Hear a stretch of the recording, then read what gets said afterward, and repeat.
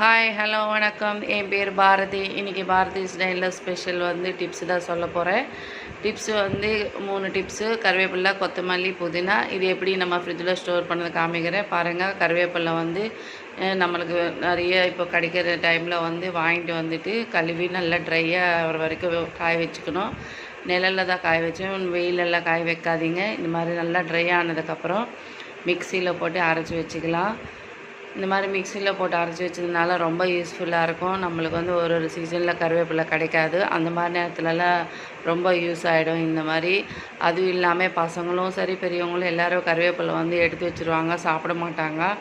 அந்த மாதிரி பசங்களுக்கெல்லாம் இது வயிற்றுக்கு போனோன்னா இந்த மாதிரி ஒரு ஸ்பூனாக 1/4 டீஸ்பூனை நம்ம குழம்புல போட்டோன்னா ஒன்றும் தெரியாது, பசங்களுக்கும் தெரியாது, சாப்பிடுவாங்க. ஹெல்த்துக்கு ரொம்ப நல்லதுனால இது கண்டிப்பாக இந்த மாதிரி யூஸ் பண்ணலாம். அப்படி இல்லாமல் காலையில் ஒரு ஸ்பூன்